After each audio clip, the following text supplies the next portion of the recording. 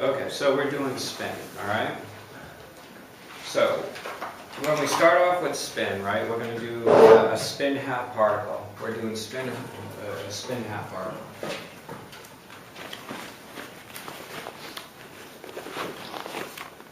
Okay, are we going to solve for functions, or are we going to build an abstract space for this? Abstract. Let's build an abstract space for this, because I don't have a function for spin, all right? How many dimensions is our space going to be? 2. 2 dimensions, right? Because for a spin half particle, the states it can be, it has a spin of a half, but it could have a projection of up or down, right? And so we're going to say it's a 2D space, 2D complex abstract vector space, all right? And we know that we can, from the Stern-Gerlach experiment, it's either up or down, all right? And so what we're going to do, and then using the commutation relations,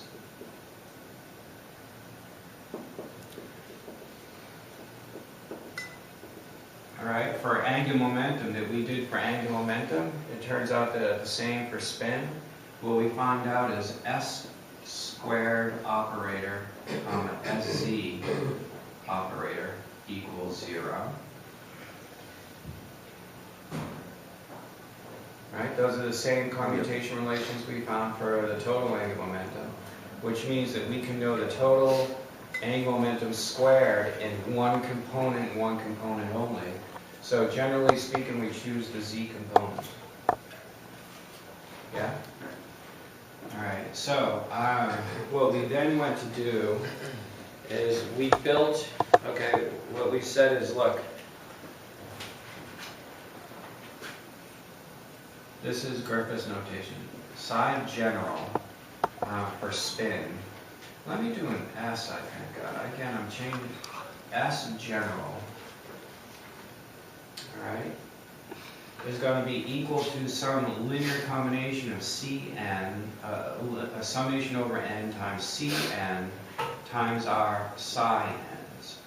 All right, where psi n's are our basis. Right? But how many basis solutions are we going to have here? 2. We're just going to have 2. So we write that as A times up, and then here's the notation, is little z plus B times down little z. So what I'm doing here is just I'm going to put at the very bottom to say that we're doing this in a z basis. Which means that we've chosen that we're going to be able to measure plus or minus, we're going to be able to measure the projection of this spin in the z direction. Which is your MO. Right, so let me just do some further notation. Okay, so what we did is the following, is we know that the operator, so this is now the operator SZ matrix. This is the general. This is the general spin the general spin wave function. All right, and we know that this. So I'm kind of losing my notation here. How about this?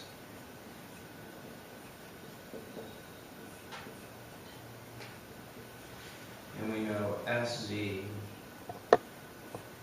down in the Z equals minus H bar over 2. Okay, and we know this from the Stern-Gerlach experiment. Right? That when they separate, they have to separate by this amount. Right? And we also know last time we drew the big connection between the orbital angular momentum. So this is the same thing as the orbital angular momentum. So it also is clear that SZ times up on Z has to equal S times, well, let's go h bar squared times S plus 1 times up into Z. But remember, S equals a half.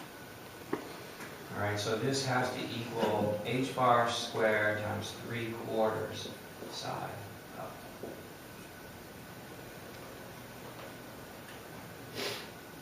All right, this is all the stuff that we drew in connection to the orbital angular momentum.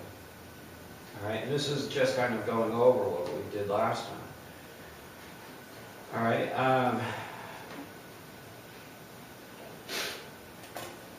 so what, just a point here on notation. So we can write this ket, I'll also write it times as an SMS, and it will be written as a half, and then a half. And we can write it down in the Z as an SMS equals a half times minus a half.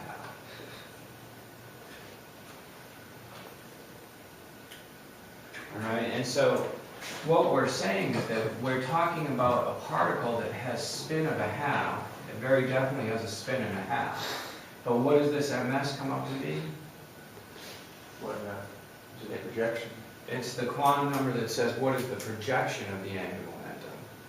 And in this case, the projection of the angular momentum is plus 1/2 in the Z direction. In this case, it's minus 1/2 in the Z direction.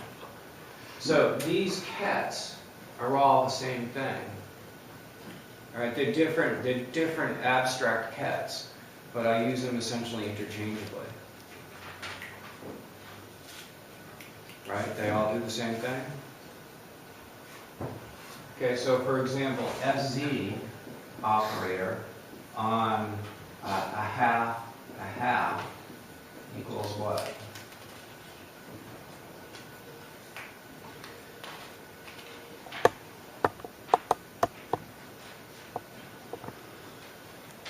SZ is looking for what? Projection on the Z direction? So what does that pull out? That. Okay, so it's going to be h bar over 2 times a half.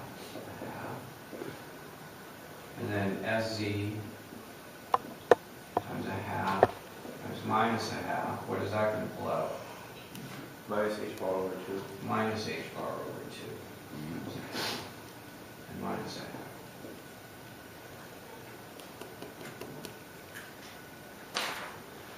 Okay, so here's what we've been doing, guys, is we know all the properties that we want this to be. All right, we know that this is how it comes out. And so what we were doing last time was we were working backwards to find a representation of the matrix. All right, so we kind of invented this abstract ket space. It was complete. This is how we want it to come out. And so what we went and then did is we found what S squared equals. So from this, what we know, we worked backwards.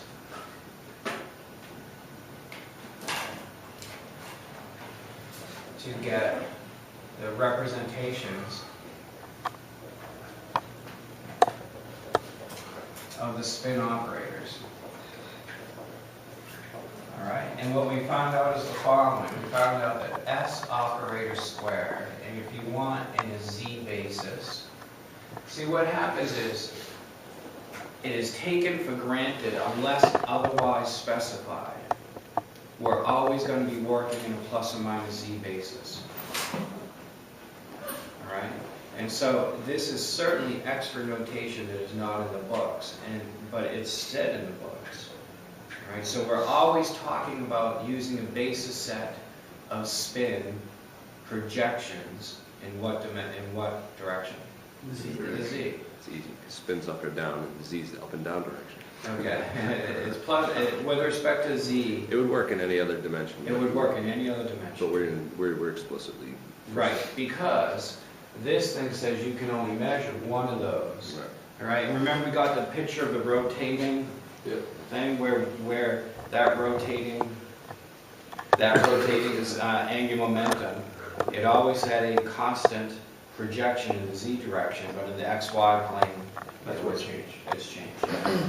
Okay, and so what we found out is the following, is that for all this to work, SZ has to equal 3/4 h bar squared, 1001.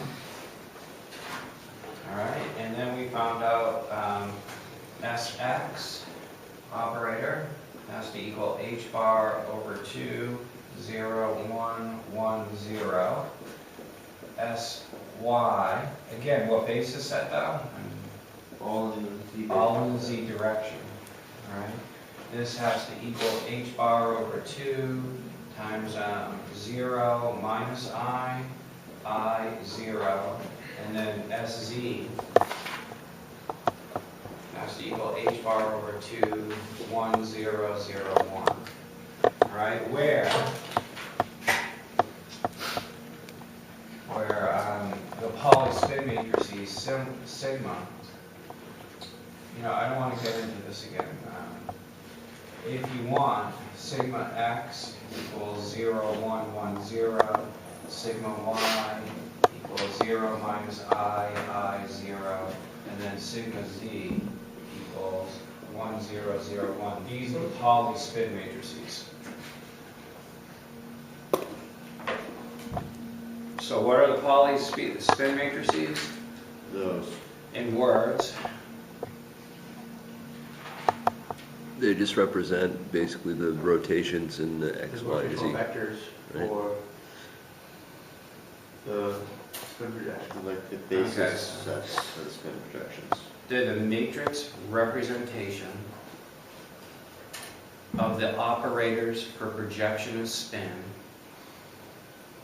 in a z basis. All right? Yeah. Right? Well, then you got to multiply them all by h bar over 2.